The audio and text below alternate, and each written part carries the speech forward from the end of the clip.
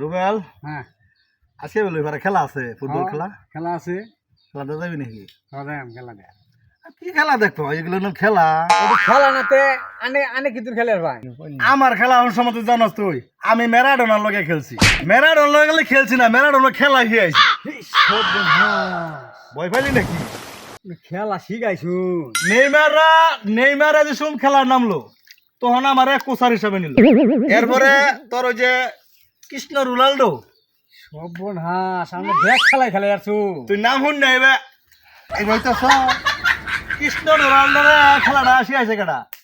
কারা শিখাইছে? কৃষ্ণ রোনাল্ডোর খেলা আমি শিখাইছি। আমি শিখাইছি। হ্যাঁ, রোনাল্ডোরে আর আছে না ব্রাজিলের দিন হো, এই দাঁতলার লগে আমি খেলাই, আমার লগে খেলাইছি। আমি আজকালের ভিলিয়া, আমি ব্রিটিশের ভিলিয়া। তাহলে তো আমরা কোনো কথাই নাই। কথা নাই কি? আজকে আমরা একদিন মাঠও নিয়ে দিয়ে হলের কাম। কোন মাঠও নিবি? ঘুষের ফিল্ডে লিয়ে যাই। এই ঘুষের ফিল্ড আমার খেল চলবই না। ঢাকায় লিয়ে যাই কা। ঢাকা গেলে কোন রকম ভাবে চলে।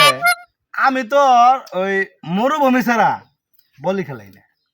আমি একটা শট দিলে, আমি আরো একটা শট দিছিলাম। এক শটে তোর যে খেজুর গাছগুলো আছে না, এই খেজুর গাছের উপরে যে বল গেল, একবার জাফাম যায় বলে বল পড়ছে।